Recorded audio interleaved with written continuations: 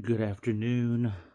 Welcome back to my channel. I am Roman, and today we are going to be talking about Predator Badlands, ranking and reviewing the movie.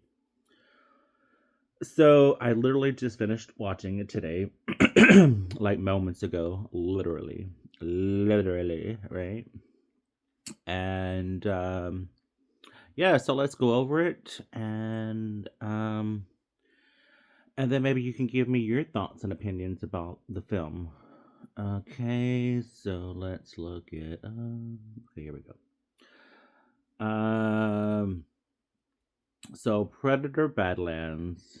It is a young predator outcast from his clan finds an unlikely ally on his journey in search of the ultimate adversary. So like so far, like out of the rating score, and I'm on IMDb, by the way. It is a 7.6 out of 10. Not bad. That's that. You know what? That's kind of like almost what I would give it. I'd probably give it like a 7, maybe 7.5, maybe for my rating. Um, so this is directed and written by Dan Trachtenberg. And a lot of people are either giving like between 6, 8. Oh, one gave it a 4. And let me read this one, and I'll kind of go over like maybe why I briefly agree with this article or review, whatever you want to call it. Not a Predator movie. So it's not your typical Predator movie. It's not. And a lot of people, if you've already watched like some YouTubers talk about this movie, it's not your typical Predator movie. They're saying not a Predator movie. I mean, I don't know why they're saying it's not a Predator. I mean, it is a Predator movie because there's predators in here, right? This is a decent movie if you are looking for a story and characters to love, like The Mandalorian. This is not a Predator movie. This is watchable and very well produced, but it does not fit the bill for a Predator movie. Predator shows emotions and sympathy at one point. I swear, you would see the Predator crying if they changed camera angle. Every Very disappointing if you were looking for a classic Predator film. So I kind of agree with that. Again, this is not your typical Predator movie. Because like if you go back and watch like it was the very first Predator movie was Schwarzenegger. Um, they they're in this jungle and everything, and they're thinking they're on the search of something, and then they find this predator, and they're doing their best to kill it with kind of like what they have, which they mostly have like machine guns and whatnot, right? um so yeah, but this one is very much, I don't know, it's like it seems like it's futuristic. Definitely more ahead of the Prey movie. And I thought when I was watching Prey, they were going to go backwards instead of forward, with the next movie. Um, but I actually like Prey. I don't know how you guys feel about it. Anyway, let's continue on. Let's do the sixes. This one is by another guy named Nick. May as well have been a generic Disney adventure film. Whose idea was it to turn Predator into a beat for beat Disney style adventure film? This is Predator in name only. There is virtually none of the horror, tension, and atmosphere from the original. It feels like a cardboard cutout, generic kid film. It may as well have been a Disney Channel original. I don't know about that.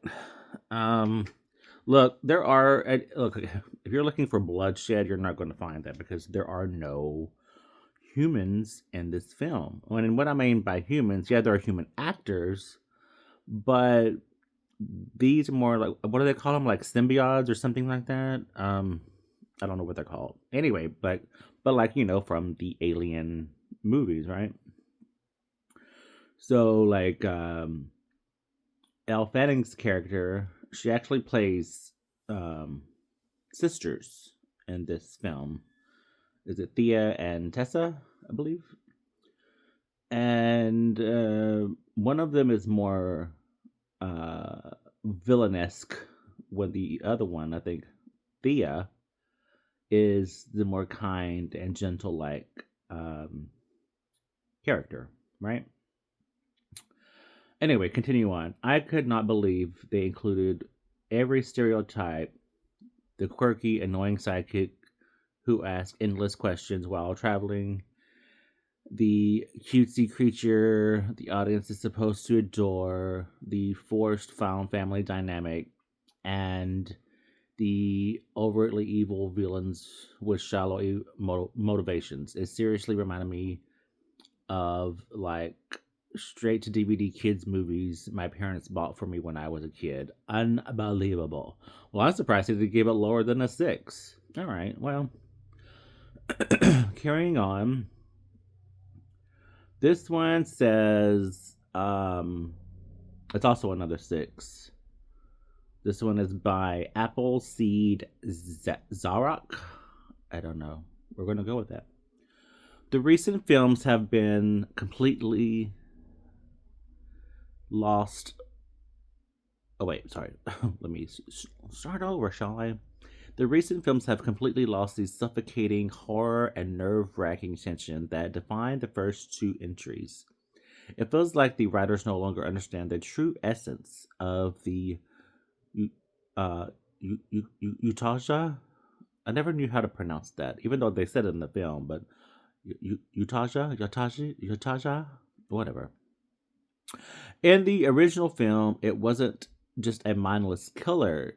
It was a calculating hunter, remembered how to use its toxic dart to paralyze its prey before firing the plasma caster. Its weapon wasn't just for destruction, it could just its power and precision. The level of details made the Uja terrifying. A cold, silent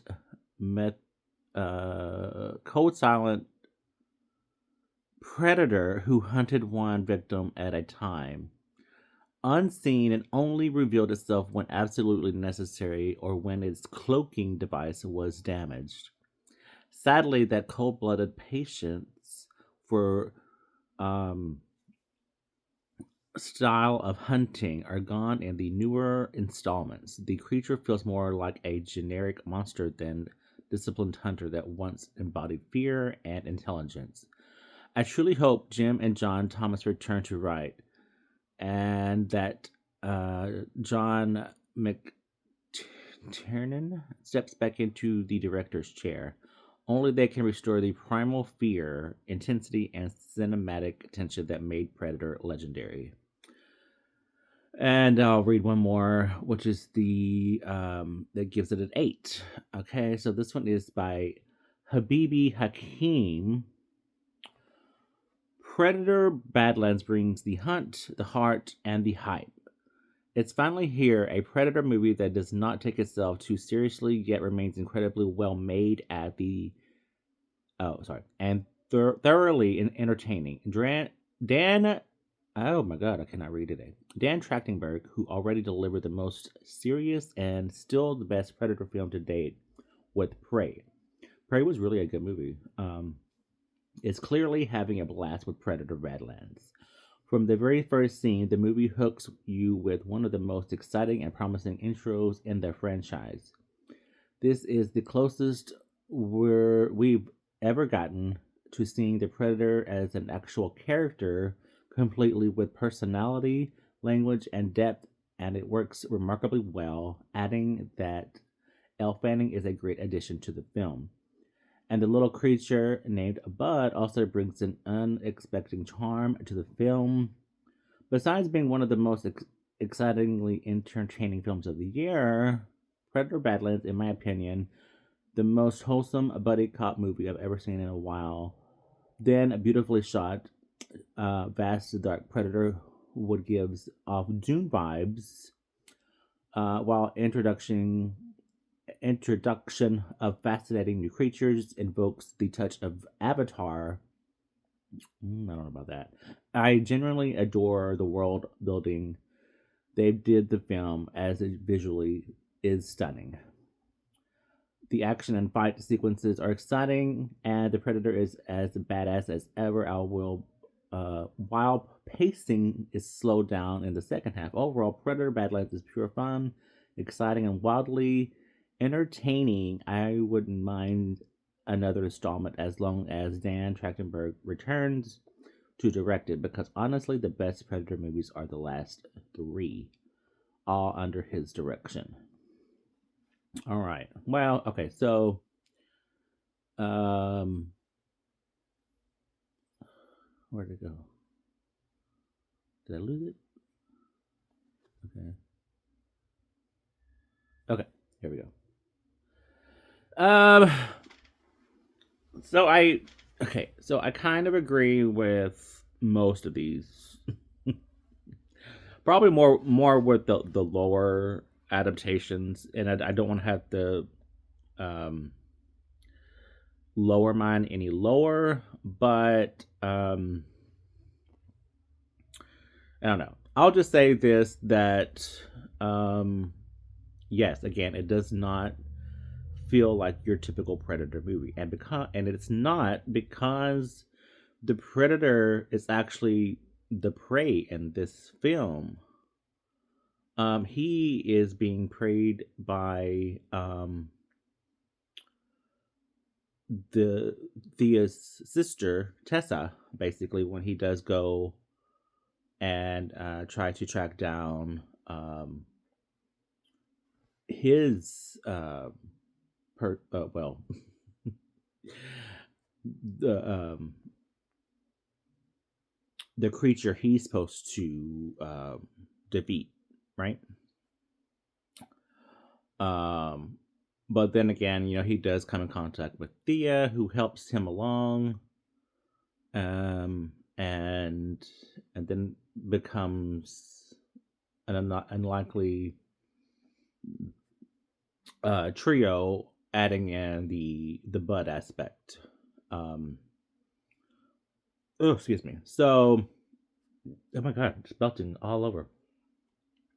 Yeah, so they I mean, yes, they do have other synths in there. Yes, that's what they call them, synths. Um, and Elle Fanning again plays. She's basically like the only like human in there again, but she's not. Um, Even though it just so she plays Thea, she also plays Tessa, but Thea's mostly the one who's being seen throughout the film. Um, yeah, I mean, I just say it's an okay film if you just kind of want to,